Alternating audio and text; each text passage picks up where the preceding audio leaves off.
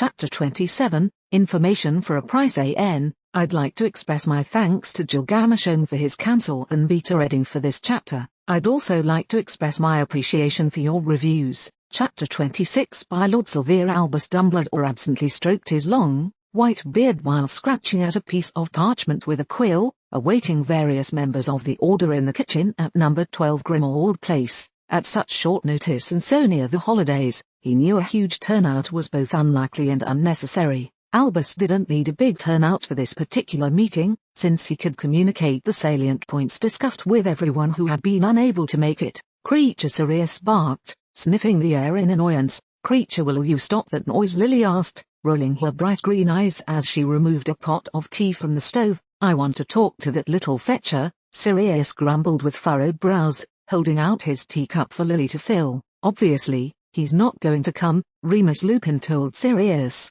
placing his old, threadbare cloak on the back on a kitchen chair. He continued, "Wait a while before you try again soon." Noise outside of the kitchen signified more arrivals. A moment later, Sirius' fair-haired better half, Cassie Black, escorted representatives from the Weasley clan into the kitchen. Molly Weasley, round-faced and flushed, entered the kitchen, escorted by the two youngest members of her ginger-haired children, Ron and Ginny, along with Hermione Granger. Arthur Weasley, his thin frame and hair foreshadowed by Ron, brought up the rear. Cedra Potter wandered in shortly thereafter, green eyes alert and impatient, attracted by the voices of her friends. "We realize that things are a little cramped," Mrs. Weasley said to Lily. "We just didn't want to leave Ron, Ginny, and Hermione home alone. All of my children are here," Lily said, nodding as Mrs. Weasley joined her in preparing some more refreshments for the anticipated meeting. "It's getting so that I'm nervous to be home alone, even." "I know,"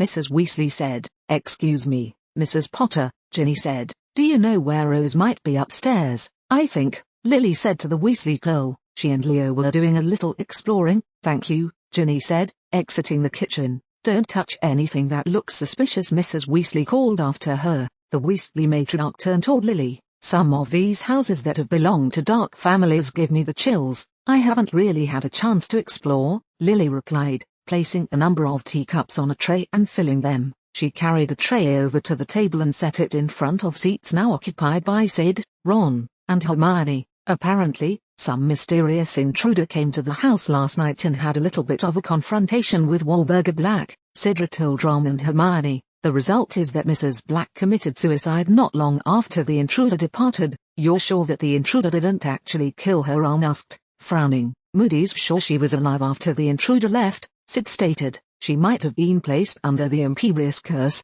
Hermione theorized, reflexively. "We should look into that," Sid said distractedly. Ron gulped down his tea, impatient to speak. "We actually need to ask one of two questions. Why would a visit from a mysterious intruder result in Mrs. Black deciding to commit suicide? Or, why would someone want to kill Mrs. Black?" Discussion ceased when Alastor Moody appeared with Kingsley Shacklebolt and James Potter. Though retired, it was apparent that Moody had been consulting with the two active auras over the corpse sitting still in one of the main rooms of the house. "I believe we have enough people to get started," Professor Dumbledore announced, surveying everyone in the room. He glanced over toward Cedra, Hermione, and Ron. "Miss Potter, Miss Granger, Mr. Weasley, I am afraid that I need to close this meeting to everyone but bona fide members of the Order." By the expression on her face, it was clear that Cedra was not pleased with this turn of events. However, it was Ron who spoke up. "We've been attending Order meetings regularly since September." "Yes," Professor Dumbledore agreed, "but you were never formally inducted into the Order. The events at Hogwarts surrounding the Chamber of Secrets required your presence as much for your own safety as for what valuable insight you could bring to the table. I see no reason to close meetings to them after they've attended them so often," Mrs. Weasley interjected. She looked over to Lily for support, but the Potter matriarch looked away uncomfortably. Professor Dumbledore shrugged. "Perhaps we can consider the question at the end of the meeting and come to a more united conclusion. For now, I ask that you honor my request." Rather huffily, Cedra stood and exited the room, followed by an outraged Ron and an apparently insulted Hermione. As soon as the trio had gone, Moody began warding the room against eavesdroppers while Mrs. Weasley rounded on Professor Dumbledore. "Is this about the Chamber of Secrets incident?" she demanded. "No, Molly, The Chamber of Secrets fiasco is merely a symptom of a larger issue that I feel we need to discuss. What happened in this house last night is also a symptom of that larger issue, Dumbledore declared quite calmly, looking at Molly over the rims of his spectacles. Molly looked ready to retort, but Mr. Weasley interceded. This sounds like it could be serious. Yes, Dumbledore said, nodding faintly to Moody, who had finished warding the room before taking a seat. Briefly, Dumbledore explained everything he had learned about the incidents leading up to Walburga Black's suicide. Once he laid down the facts for everyone present, he began analyzing the information and inviting the Order to help him draw conclusions. For years, we have assumed that the field of potential subjects of the prophecy was quite narrow. The requirements seem very simple. Your in-depth analysis of the prophecy strongly suggested that the one with the power to defeat Voldemort would have claim to the Lord Black title, and that person would be tied to a Daughter of the Stars. We have assumed that nobody living at the time the prophecy was delivered can possibly be Lord Black for a number of reasons. Standard logical deduction led us to believe that the only two Lord Black candidates were Leo Black and Draco Malfoy. Fortunately, Mr. Malfoy's June birthday has put our fears about him inheriting the Black title to rest. Yes, we know, Albus, Moody said, rolling his eye, and obviously, Leo Black couldn't help but fall in love with Sidra Potter, whose given name means of the stars. In case you have not noticed, that is not going so well. For all her being overly willing to embrace her prophetic destiny, she has shown young Leo nothing but contempt. Leo hides behind Rose Potter's clairvoyant absurdities and does his level best to embrace a life of mediocrity. Ah yes, Dumbledore said, that about sums it up. There's nothing wrong with my son aspiring to mediocrity, Sirius declared. No one is saying otherwise, Remus said, smiling with faint amusement at his old friend. Yes, well, I wanted to bring up Rose's clairvoyant absurdities, Dumbledore announced, though she stubbornly maintains that she is a seer of the past, present, and future. She has traditionally limited her declarations of fact to minor, everyday things. For instance, correctly identifying people who steal from cookie jars. She's very logically minded, James Potter said, cutting in. Deducing the truth behind small, everyday mysteries isn't difficult for her. I think she mostly maintains her clairvoyant persona to get under Sidra's skin and draw attention to herself. Professor Dumbledore steepled his hands and shrugged. I also believe the same thing about Rose. She is very clever and very logical. Growing up in Sidra's shadow has been very difficult. I am sure it would be understandable for her to desire to compete or draw attention to herself. However, she did correctly reveal, as it were, that the monster in the Chamber of Secrets was dead and had been dead for many years. Had we listened to her, we might have focused our efforts more wisely and discovered Professor Pettigrew's treachery sooner. There was a slightly oppressive silence, which Kingsley Shacklebolt broke. What precisely does Rose Potter's accurate Chamber of Secrets prediction have to do with the current situation? A small sigh escaped from Professor Dumbledore's lips. He suddenly looked very tired. During Rose Potter's first year at Hogwarts, she declared that neither Leo Black, nor Sidra Potter by extension, were subjects of the prophecy we have held dear to our hearts. Some of us viewed it as a jealous sister's attempt to steal the limelight from Sidra. Others believed it to be an attempt to console and comfort Leo Black, who shuns the notoriety of being the one prophesied. The bottom line is that we have disregarded the possibility, as voiced by Rose, that Leo and Sidra are not subjects of the prophecy. Kingsley looked around the room. The Potters and Black stared glumly at the table, even as everyone else pointedly avoiding their eyes. So what you're going to say is that based on last night's events, you think Rose Potter might be correct about Leo not being the prophesied one? Yes, said Dumbledore. I'm not saying that we should disregard the possibility that Leo Black and Sidra Potter could be the prophesied ones, but I think we need to seriously re-examine our interpretation of the prophecy and look for other possible candidates, and perhaps someone should consult young Rose and see if she has any thoughts to share about the immediate situation. Moody commented quietly. I shall handle that personally, Professor Dumbledore told the group. I think we have nearly covered everything. I just want to highlight a couple of things we need to do and make some assignments. Bellatrix hissed angrily as she examined Harry's stomach wound. Rather than improving through the night, the wound from the hair ornament had worsened, becoming severely infected. His other wounds from the flying debris had not healed nearly as much as they should have, either. That, combined with the fact that Harry was not responding to Bellatrix's attempts to communicate, was troubling. Get me a bowl of hot water, she yelled, addressing Creature, who was in the living room cleaning. The house elf had not expected to be set to grueling work in exchange for fleeing the questions at number 12 Grimmauld Place. Muttering angrily under his breath, Creature fetched a bowl, filled it with water from the kitchen sink, and with a snap set it to a near boiling state. He walked to the bedroom and found his mistress standing over his master's bed. "It took you long enough," Bellatrix growled, taking the bowl of hot water and setting it on the bedside table as she prepared to clean Harry's wound. Creature watched silently as Bellatrix tended to Harry's wounds. Although the young witch clearly knew the basic principles behind medical treatment, she had never put them to practice on such a severely wounded patient. Eventually, Bellatrix finished treating and bandaging the main wound. She briefly attended to Harry's other injuries before forcing another round of potions down his throat. "Creature," Bellatrix said, "what is the state of things at St. Mungo's?" Creature doesn't understand mistress's question,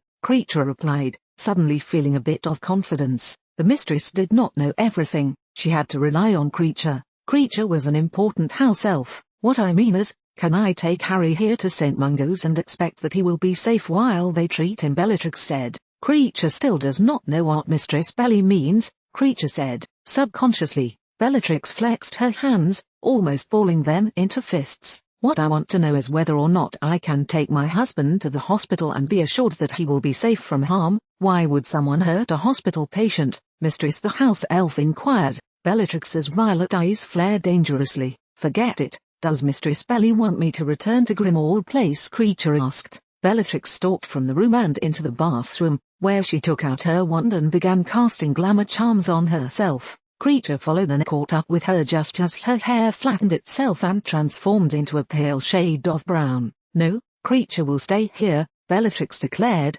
mimicking the house elf's third-person speech as she used magic to change her eyes from violet to an even paler brown. "Mistress Bellatrix will go to Diagon Alley. Creature will monitor Master Harry's condition and go fetch Mistress Bellatrix if Master Harry so much as moves a muscle or misses a breath. Creature will also continue cleaning the flat, as Mistress commands," Creature said, watching as Bellatrix's face aged into that of a seemingly motherly woman. Bellatrix enjoyed her visit to Gringotts far more than the goblins did. Although they had somehow concluded that Harry and Bellatrix had travelled through time, the goblins had still been hoping that they would never see the pair again, or at least not for several more decades. Harry and Bellatrix were now billionaires thanks to the goblins' wise investment schemes, and the bank had enjoyed having the black gold on hand, free of any worries that Harry or Bellatrix would withdraw, transfer, or otherwise invest the money on short notice. After promising the goblins that she would spend the black fortune any way she wished, Bellatrix walked out of the bank,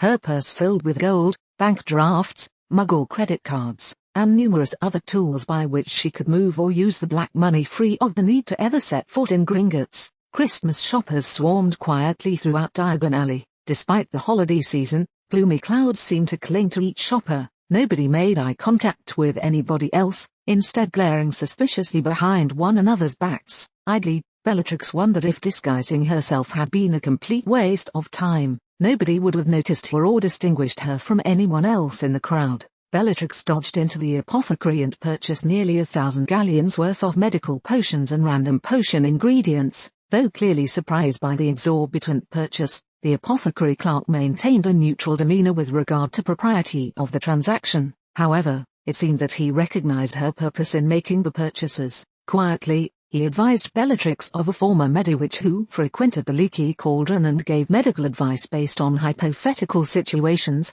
Upon locating the former Mediwitch, Bellatrix nearly turned back, for Madame Madidus was clearly a habitual drunk. However, the realization that there were precious few options drove Bellatrix to sit down across from Madame Madidus in a booth. Empty mugs and glasses littered the table, coated in the sometimes sticky, sometimes greasy layer. "I didn't drink all this," Madidus told Bellatrix, burping loudly as she gestured to the empty glasses. "Of course not," Bellatrix said, masking her disgust. It was surprisingly easy to do so. The face Bellatrix had formed for her disguise seemed incapable of displaying any negative emotion. "What can I do for you, dearie?" Madame Madidus asked, eyeing Bellatrix's purse greedily. Bellatrix glanced around to make sure that nobody was listening or watching them too closely. "I have been informed that you are a former Mediwitch and might be able to share some useful opinions." "That I am," Madame Madidus said. "Tell me of a hypothetical situation, put some money on the table, and I will theorize about how one might medically proceed." Briefly, Bellatrix hypothesized that someone may have been stabbed in the stomach by a dark artifact. She also hypothesized that said person was now in coma, but had been given basic first aid. She then followed up her statement of the hypothetical situation by placing a handful of galleons on the table. Madame Matidus grabbed the galleons and pocketed them quickly before leaning forward toward Bellatrix. Now tell me, hypothetically, was this dark artifact designed as a weapon? I mean, is it supposed to stab people for the purpose of killing them? No, Bellatrix said, but it seems to use blood to do what it does. Hypothetically, dearie, I need plausible deniability in the event that someone comes looking for someone injured in a specific manner. Bellatrix rolled her eyes. Yes, hypothetically, if this artifact existed it wouldn't be a weapon. Hypothetically, if it were to end up stabbing someone, it would be a freak accident, Bellatrix iterated. Right, said Madame Matidus. The thing with that type of injury is that the dark artifact will have drawn energy from the victim's blood to perform the magic. That won't be helpful in the recovery process, especially if the artifact is prone to doing spells that require a lot of magic. Bellatrix winced internally. It was a good thing that Harry seemed to be a very powerful wizard. The other thing is that dark magic artifacts can give people a dark magic infection of sorts, the drunk meadow which informed Bellatrix. I've never heard of that, Bellatrix said disbelievingly. Madame Matidus shrugged and signaled the barkeep for a mug of ale. It is what it is. Someone injured in such a way as you have hypothetically described will suffer magical exhaustion for being drained to perform whatever magic the artifact attempted. They will probably get an infection from the physical injury. They will probably get a magical infection from the uncontrolled dark magic. Furthermore, the pure energy required to overcome the injury and resulting infections will also be draining. This person will probably get worse before they get better. In all honesty, even under the care of a professional hospital, the person has a 50% chance of dying. Bellatrix felt the blood rain from her face.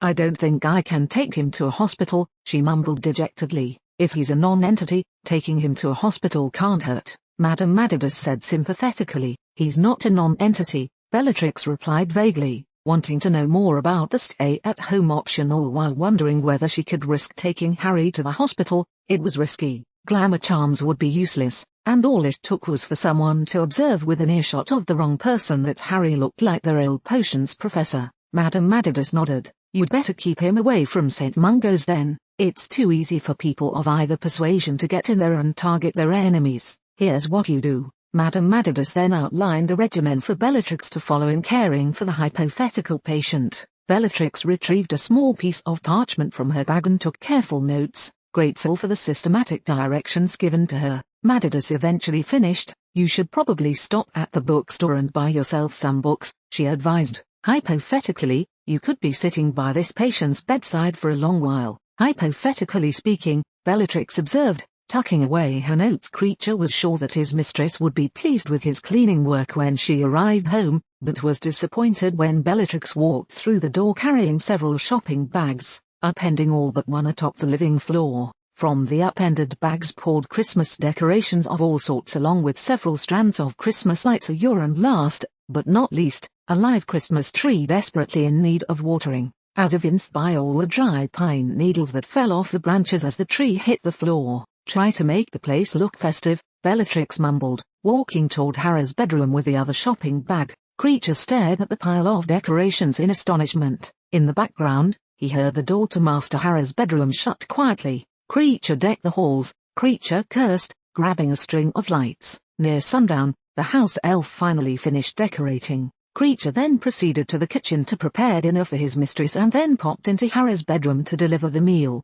Bellatrix lay drowsing on top of the bed cover, a thick tome resting on her chest. The scent of dinner woke her and she looked at Creature blearily. Thank you, Creature, she said. Mistress Belly is too kind, thanking her elf. Creature said without obvious sarcasm, setting down the dinner on a table next to several measured doses of healing potions. Does Mistress have any other demands? Go ahead and return to Grimmauld Place or to wherever Sirius is. Bellatrix yawned. Feel free to do whatever they request, but don't give them information about me. If they try to press you on information, disappear and ignore them for a little while. As Mistress commands, Creature said. It doesn't really work that way, Headmaster, Rose Potter said diplomatically. She leaned forward as her hazel eyes peered earnestly into Professor Dumbledore's blue ones. Subconsciously, she reached back and smoothed her dark brown hair. I need to know facts. I need to be invested emotionally. The pump must be primed. I see, Professor Dumbledore said, frowning faintly and breaking the unwelcome eye contact with the middle Potter child. You have declared that Leo Black is not the subject of the prophecy. Did you not see who it was that was the true subject of the prophecy? No, I did not, Rose said, leaning back into the cushions of an armchair located in James Potter's personal study. Professor Dumbledore had commandeered the room for the interview during a visit to the Potter residence. Would you mind telling me what precisely you saw? Dumbledore asked. Rose shrugged remorsefully. I'm sorry, but I don't feel that it would be appropriate. Dumbledore looked disapprovingly at Rose over the rims of his half-moon spectacles. Would you care to explain why not? Rose met Professor Dumbledore's gaze directly. What I saw was seen on behalf of Leo. Perhaps I could explain the situation and then you could offer me insight, Dumbledore suggested, beginning to feel a little bit frustrated. Of course, Rose said, spreading her hands to signify that she was open to helping the aged headmaster with his situation. My priority is to gain understanding of who the subjects of the prophecy are. My secondary objective is to gain knowledge about the person that confronted Walburga Black. It is my own personal opinion that there could be a connection between the prophecy subjects and the mysterious intruder, Dumbledore explained, especially if it turns out that your statement that Leo is not the prophecy subject is true. You do realize that I have never heard the prophecy in its entirety, Rose reminded Professor Dumbledore. I think I would live to hear it before offering an authoritative opinion on it. Dumbledore was beginning to feel that this interview with Rose had been a bad idea, but he was desperate for any advantage or supernaturally gained fact she might offer him. Reluctantly, Dumbledore told her the prophecy on condition that she shared it with no one else. The one with the power to vanquish the Dark Lord shall come. He who is marked the equal of the Dark Lord, he who is tied to the daughter of the stars and has altered her path in the heaven from the seat of the blacks, he will haunt the Dark Lord's paths and have power the Dark Lord knows not, and one must die at the hands of the other, for neither can live while the other survives. The one with the power to vanquish the Dark Lord shall come. Professor Dumbledore studied Rose intently. Are you feeling anything? Rose shrugged. Why did you assume that it had to be Leo? Briefly, Dumbledore explained that circumstances had led him to conclude that the prophesied one was a black heir that was not alive at the time of the prophecy. When did the previous Lord Black die? Rose asked. Orion Black passed away approximately 20 years ago, Dumbledore explained. And who inherited? Rose asked. Apparently, nobody. Who should have inherited either Orion's wife Sirius or possibly even Cygnus Black, Dumbledore replied, but they did not. Gringotts claimed that there were associated difficulties with settling the Black estate and naming a new head of the house. Since then, the goblins have proven reticent about the situation and have managed to shield themselves from inquiry despite the best efforts of those concerned. I see, Rose said. You do realize that I have examined all the details of this situation. I have spent years examining all of the facts, Dumbledore told Rose. I simply want to know if your seer talent can give me any special insights in addition to what I know. Very well, said Rose, closing her eyes. She was slightly miffed at the headmaster. She made a token effort to summon a vision of Lord Black, but as she expected, nothing came. Rose needed more details, more investment to launch a vision. Still, logic suggested possible answers to Dumbledore's queries. Rose opened her eyes and looked at her headmaster. Have you considered that the prophecy does not preclude people who were alive when it was given? It could have referred to someone who was on holiday or otherwise away from the situation or outside of the order. Is that a vision, or are you being logical? Dumbledore asked, internally exasperated. Is there anything wrong with logic? Rose retorted almost rhetorically. No, Dumbledore admitted. However, I have already considered that option. I could find no candidates that lived before the prophecy was given that are feasible or not otherwise disqualified by death or legitimate disinheritance. Rose sighed. Well, I'm afraid that this summer has proved that Draco Malfoy isn't the Black Heir. I can further certify that Leo is not the Black Heir. Logic dictates that you must again look at the possible Black Heirs from before the prophecy was given. The wording of the prophecy itself suggests that the prophesied one had already been marked an equal of the Dark Lord as of the date the prophecy was delivered. My examination of potential Black Heirs was very thorough, Professor Dumbledore informed Rose dismissively. Further, my study of the language and meaning of prophecies outstrips your own study. I am afraid that logic dictates that I must disregard your claim that Leo is not the subject of the prophecy and leave open that possibility. Rose stood up stiffly. In that case, I must conclude that there is no further use to this interview. She strode across the room, opened the study door, exited the room, and slammed the door shut behind her. Leo was lying on his bed and casually flipping through a Quidditch magazine when he heard his father shout the house elf's name. Creature assuming that the house elf had returned from one of his walkabouts, Leo set aside the magazine and made his way up to the ground floor of the Black residence in Godric's Hollow.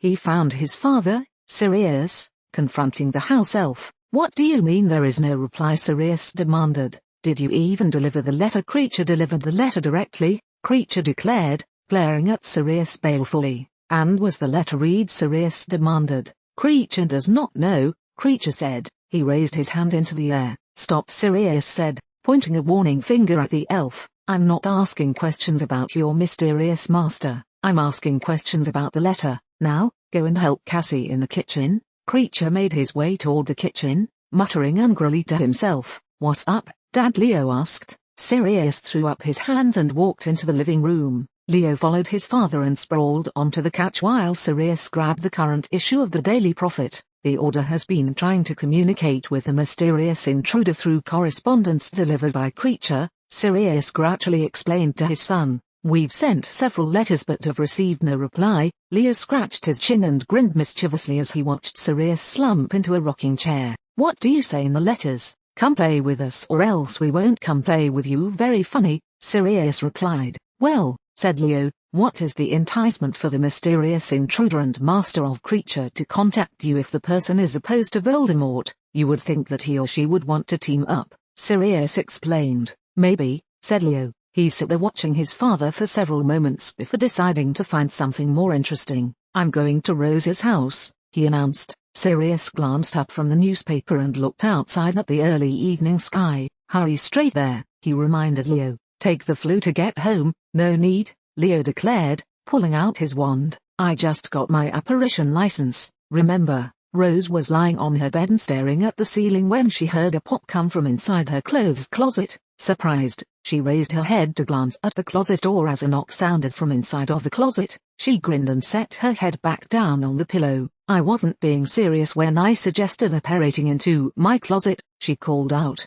The closet door opened to reveal Leo. "Yeah, well, I am sick of having to stare down your father and dodge your mother," he said. Rose smiled. "What happens if they discover you up here but don't remember you being invited into the house?" Leo smirked. "We'll tell them that John let me in. He's always quick on the draw and good for corroboration in a tight spot. Besides, I am keyed into the wards. It's probably just as well you came up here. Anyway, the headmaster is downstairs talking with my parents," Rose said. She was silent for a little while as she continued to stare at the ceiling and ponder. Leo said nothing in reply, and finally, Rose opted to fill in the gaps. "He wanted me to have a vision and reveal the black heir." "Yeah, and it wasn't that easy." "I know," Leo said, pulling out a chair from Rose's small desk. He set it next to the bed. "Logically, the only solution I see is that whoever inherited from Orion must have inherited immediately after his death," Rose told Leo. "But that doesn't explain why they haven't come forward, been noticed, or been exposed since then. Whoever it was took out my grandmother," Leo offered. "Yeah, but we don't necessarily know that the person who did it is the prophesied one," Rose rebutted. "Besides, Dumbledore still seems to think that you're the one. He doesn't believe my vision that you're not the black heir, and I doubt he suspects you of offing your granny. I heard that he and my father are trying to send letters to the mysterious master of Creature," Leo told Rose. "He must be keeping his options somewhat open." "How's that going for the Order?" "What? Sending the letters or keeping the options open?" "Don't be dense," Rose sighed, sitting up and swinging her legs over so that she was sitting on her bed and facing Leo. Leo grinned. "Creature delivers the letters, but no reply has been returned. It's driving my dad nuts. I asked him if they were actually giving this mysterious person good reason to reply, but he acted like I was being silly, probably because he knows you're right," Rose mused, standing up and walking to the window and looking out onto the dusk-lit street below. "Your father has interesting ways of coping with failure and disappointment." "Right," said Leo, wrinkling his nose. "Anyway, maybe we could send a letter ourselves and offer a bribe." Rose snickered. "If you reply, we'll give you a Honeydukes gift certificate and a box of Dungums," Leo finished, laughing heartily. "No, seriously, though," Rose said, suddenly becoming very sober. "All right, if this person controls Creature, then he must be Lord Black," Rose theorized. "Check." This person probably inherited the Black title and writes very soon after your grandfather died. Check. If opposed to Voldemort, this person could very well be the person who opened the Chamber of Secrets and killed the basilisk. Leo grunted. Rose quirked an eyebrow at Leo and walked over to the desk where she grabbed a piece of parchment. Boiling down Dumbledore's statements about the chamber, it's pretty clear that it was Lord Voldemort who opened the chamber and killed Moaning Myrtle. Check. Leo nodded, even though he was not really following Rose's train of thought. The person not only had to know about the chamber from prior knowledge, but he had to be equal in power to Voldemort in order to open the chamber, Rose declared, getting somewhat excited as she found herself verbally working toward a solution. We opened the chamber, too, Leo reminded Rose. And where does being equal in power come in? You're forgetting what Myrtle told us once we told her we already knew the basilisk was dead, Rose said. She said this person opened it, but then later arranged for it to be easy to open without Slytherin's special powers. Then, remembering that Dumbledore had shared the complete prophecy with her in confidence, Rose added, as for equal in power, forget I said it. All right, Leo said. What does it matter? The person might know about the diary, Rose said, opening a desk drawer and withdrawing a quill and bottle of ink. If they had enough knowledge about the chamber to seek it out, they could know about the diary. Leo frowned. That's a really long shot, Rose. If you're thinking about advertising to this person that we have the diary just for the reason of checking whether he was the one who also opened the chamber and killed the basilisk, please remember that if Pettigrew or Voldemort or somebody else figures out that we have the diary, we're in deep trouble. That's why we have to be careful, Rose said lamely, suddenly realizing that her plan was flawed. Further, Leo reasoned, the chances are that this mysterious person knows nothing about the chamber. How will writing a letter to them about it be a bribe? Rose shook her head and paced around the room for a bit, looking rather unhappy. Abruptly, she stopped and her face brightened. You've got it figured out, haven't you? Leo said resignedly. Yes, Rose said. We can send an extremely cryptic letter. If they know about the diary, or are even wondering about the diary, they will probably pick it out of what we say, and if they know nothing about the diary or the letter is too cryptic, Rose grinned widely, the cryptic nature of the letter will rouse their curiosity and draw them out from hiding. Maybe, Leo said. A sheen of sweat shined on Bellatrix's face as she leaned over a table in her library laboratory loft and made a number of small notations on a sheet of parchment. She picked up her wand and proceeded to the center of the room. Closing her eyes, she took a deep breath before opening them again.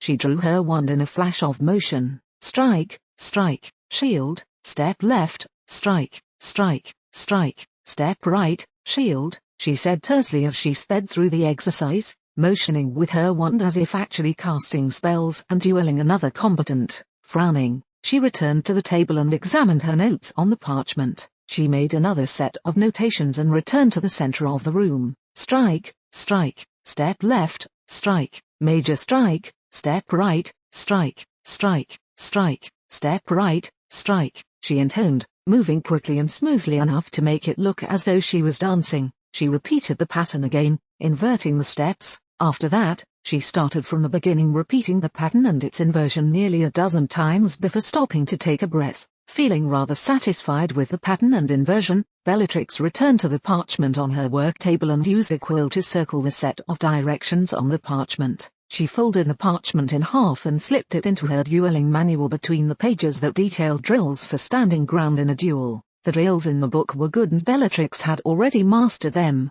but she had long ago concluded that she needed to introduce her own patterns or else run the risk of having an opponent recognize the strategies from the well-known book, or at least a book that had been well known over 20 years ago. She had just flipped to the drills for forcing an opponent back and gaining ground when a popping noise announced the arrival of Creature. Bellatrix glanced at the house elf and quickly saw that he was holding a parchment envelope in his hands. Not twice in the same day, she growled. Creature received the letter from someone else, the house elf announced. Not Master Sirius, that makes it so much better, Bellatrix said sarcastically, accepting the letter from the house elf. She performed a number of charms to ascertain that nothing was amiss with the parchment envelope before opening it. Inside, Bellatrix found a number of clippings from the Daily Prophet. She pushed aside her dueling manual and laid the clippings on the table, organizing them chronologically as she read them, one by one. Ostensibly, The articles reported on a series of unfortunate events that had occurred at Hogwarts between the start of term and the beginning of the Christmas holiday.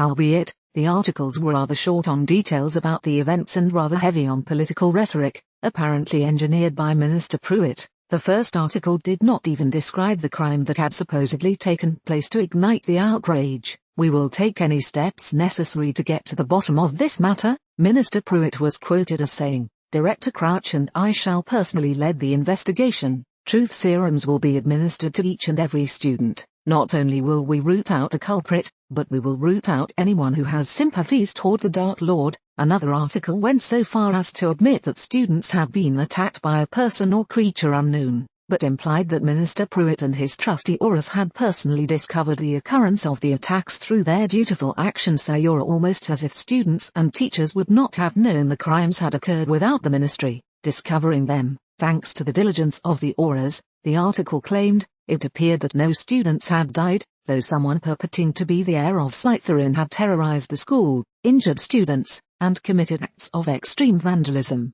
By the fourth article, Bellatrix realized that the Chamber of Secrets had apparently been opened. She grinned slyly as she contemplated how Voldemort must have felt when he or whomever he sent had discovered that the basilisk was already dead. Eventually, Bellatrix got to the final article. It was very short and briefly informed readers that Professor Dumbledore and his associates had resolved the situation. At the bottom of the stack of newspaper clippings was a short note. Peter Pettigrew was exposed as being a Death Eater. He escaped, but he lost something in the process. Bellatrix frowned thoughtfully, staring at the note. "So what?" Bellatrix mused. Rose shook her head and reached back to tuck a stray lock of brown hair behind her ear as she waited with her siblings and Leo for her father and Sirius to finish getting ready to take them to Diagon Alley for a little Christmas Eve outing, though it wasn't quite Eve as yet. Rose, Leo, Sidra, and John were standing in the hallway of the Black home while their respective fathers were saying goodbye to their wives and receiving last-minute shopping requests for dinner.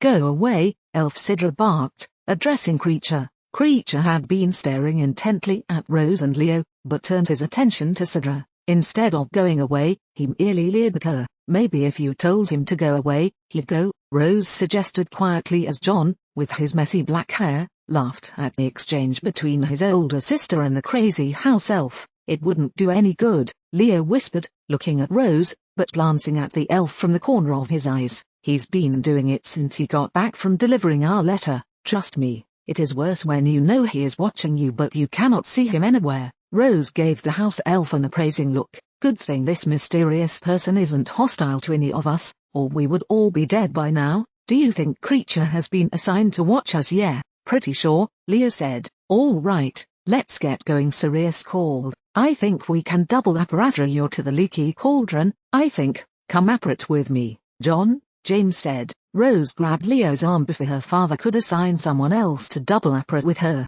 They were soon on their way and had arrived at the Leaky Cauldron. James issued strict instructions that no one was to go anywhere without a buddy and that under no circumstances was anybody to step foot in Nocturne Alley. Leo and Rose, already having anticipated these instructions, scampered from the Leaky Cauldron and separated themselves from the rest of the group, losing anyone who might have wanted to go to the same stores with them. After a little bit, they doubled back to the Leaky Cauldron and sat down after Rose had ordered a hot cider and Leo had ordered a butterbeer from Tom. "One of these days, I'll convert you to butterbeer," Leo declared, gazing at Rose with his warm, brown eyes. "Probably not," Rose said, smiling broadly. "Where do you want to stop after this?" "The Quidditch shop, of course," Leo said. "You use bookshop," Rose indicated. "I overheard my dad tell my mum that some of the families running out of money are selling their older books. I'd like to sort through and see if we can find anything that mentions the House of Black." "Sounds thrilling," Leo commented dryly. "We can make it our last stop,"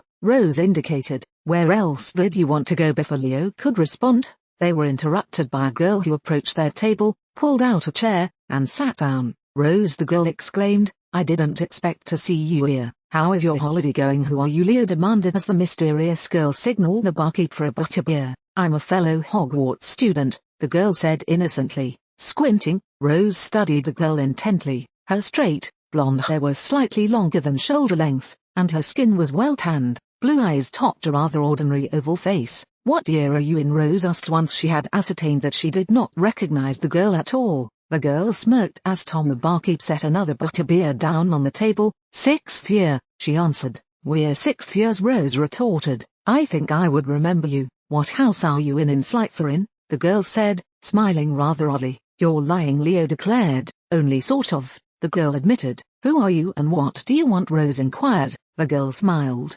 Call me Jane. All right, Jane, Leo said. What do you want actually? Jane replied. The question has more to do with what you want. She pulled from inside her coat a parchment envelope, which she tossed on the table. Slowly, Rose reached out and opened the familiar envelope. Inside it were the Daily Prophet clippings she had sent to the mysterious intruder via Creature. She looked across the table at Jane. Before we speak, we need you to confirm that you're the one who entered the Chamber of Secrets and killed the monster inside, Rose said, sounding very businesslike. Leo was impressed. Jane studied Rose, her face impassionate. All right, Jane said. In a matter of speaking, I entered the chamber and killed the basilisk. Prove it, Rose retorted. Why would I claim that I did it if I did not do it? Jane asked, leaning back in her chair. Because you want what was stolen from Pettigrew, Leo interjected. We don't deal unless you can prove you're the one who killed the monster by telling us the precise method by which you did the deed. Jane looked rather smug.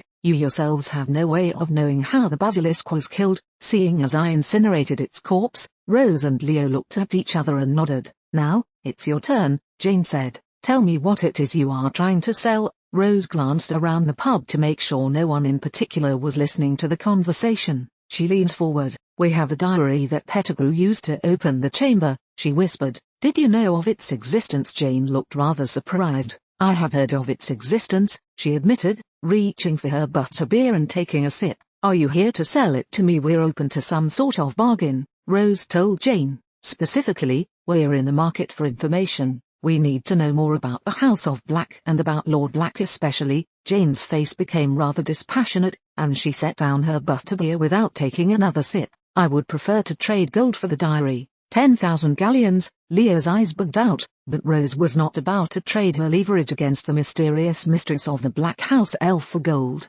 Information, she said firmly, is our price, and lots of it. 25,000 galleons, Jane countered. Rose shook her head as Leo gaped, his jaw hanging open. 50,000 galleons, final offer, Jane said. The identity, information, and an introduction to Lord Black is our price, minimum, Rose replied. This did not make Jane very happy, but she pressed on. What makes you think I'm not Lord Black? Rose laughed. You're no wizard. Besides, you've dodged the specific details of the basilisk killing rather nimbly. You were there when the basilisk died, and you incinerated its corpse, but you did not open the chamber, and you did not kill it. Moaning Myrtle was very sure that a wizard was involved. I assume he was Lord Black, Jane sighed, both impressed and annoyed by Rose's insight, then removed a small timepiece from her pocket and glanced at it. I am afraid that it is time for me to depart, she announced. Perhaps we will meet again. She stood and made to leave the table, but stopped and turned back to speak quietly some parting words. Keep the diary safe. There is essentially nothing the Dark Lord would not do to recover it. With that, she departed the pub by way of the back entrance to Diagon Alley. Severus Snape felt Narcissa Malfoy squeeze his arm while Lord Voldemort quietly paced back and forth in the upper assembly room of the reconstructed and heavily warded Malfoy Manor. Nearly a dozen Death Eaters stood in a loose circular formation around the room's perimeter. Each Death Eater wore the customary mask and hood. The custom of disguising each Death Eater from another was as much for inspiring the mysterious aura that Voldemort desired among his followers as it was for protecting the identity of each Death Eater. Minister Pruitt's methods were extreme. The capture and interrogation of a single Death Eater could and had resulted in the violent decimation of Death Eater ranks and Death Eater families. The Dark Lord's careful policy of keeping Death Eater identities secret had generally frustrated Snape's efforts on behalf of the Order. Particularly, Snape had neither been able to forewarn Professor Dumbledore that Peter Pettigrew was a Death Eater, nor that Voldemort had given Pettigrew a special assignment to carry out at Hogwarts in the recent months. Snape knew that Pettigrew had made a serious mistake and had not completed the primary objective of his assignment. In that instance, perhaps the Order had benefited from Snape being in the dark. Had Snape been informed, Pettigrew might have succeeded because Voldemort would have, at minimum, required Snape to pass reports of Pettigrew's progress to the Dark Lord. Miraculously, Voldemort had not realized, based on reports in the Daily Prophet about events at Hogwarts, that Pettigrew was failing miserably. Now that Pettigrew had been exposed as being a Death Eater and was missing, Voldemort was attempting to curtail the damage. "I want Peter Pettigrew captured alive," Lord Voldemort told his assembled followers, pacing in their midst as if he was a predator stalking its prey, or as if perhaps one of them actually knew Pettigrew's location but had not disclosed it. "There is no other priority that supersedes that of capturing Pettigrew and bringing him to me." "Yes, my lord," his various followers intoned, blatantly disguising their voices, speaking loudly enough to be heard, but quietly enough not to attract the Dark Lord's attention. Voldemort seemed to accept their responses and continued to pace. Suddenly, he whirled and faced one of the cloaked figures. "What does the Ministry know about the death of the Wahlburger Black?" Voldemort demanded. "Little, my lord," the Death Eater gasped. An intruder confronted her in her home after burning the infamous Black family tapestry. Madame Black committed suicide shortly after the intruder left, my lord. At the utterance of these tidbits concerning Wahlburger Black's death, Snape felt Narcissa stiffen. He was surprised at this because she would have already known about the death of her aunt and that the Ministry was classifying it as a suicide. Curious as he was, Snape could not afford to lose his focus on the matter at hand. Perhaps he could subtly probe Narcissa for information later. "Has the Ministry no suspects?" Voldemort asked. "None, my lord." Voldemort turned to face Snape.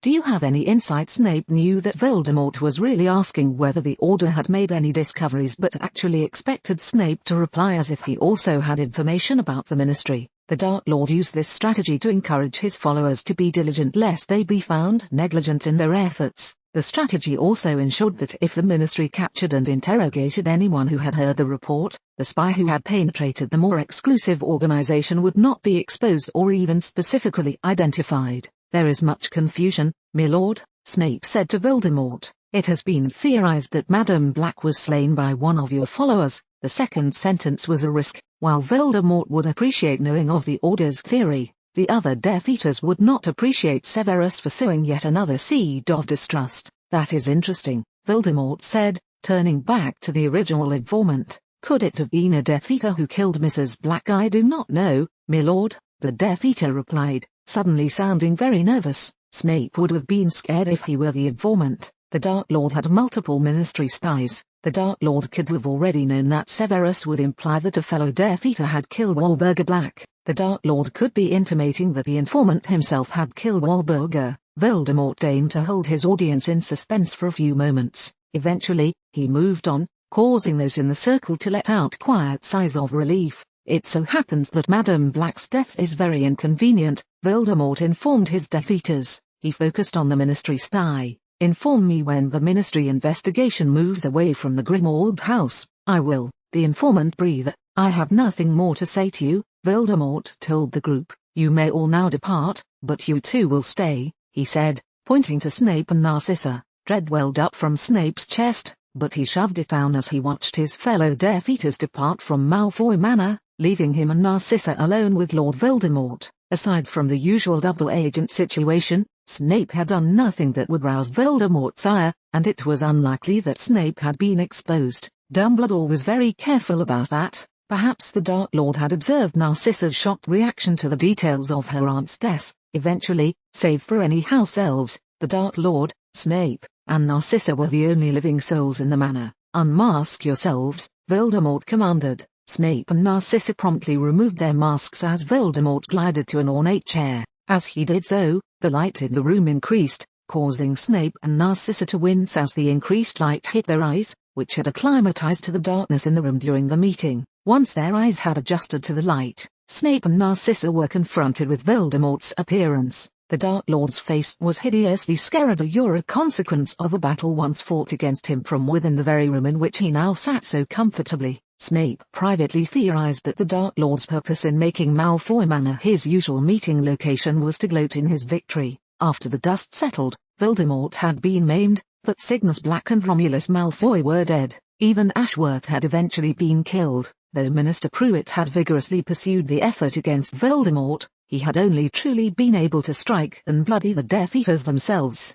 Voldemort had not had reason to feel personally threatened, as the Black's patriarchs had once made him feel. For a long while, Albus Dumbledore did not seem inclined to seek Voldemort out, and as years passed, The Dark Lord lost faith in the validity of the prophecy that in the vaguest terms suggested another black might rise and take up the sword of Orion and sickness. Tell me, Narcissa, what news does your son send? Has any sign of Pettigrew been discovered? No, my lord, Narcissa replied, clearly on the verge of losing her composure. Snape watched the exchange, a neutral expression on his face despite emotional turmoil deep inside. It was in fact Lucius Malfoy, accompanied by his son Draco, who Voldemort had sent in advance to trail Pettigrew.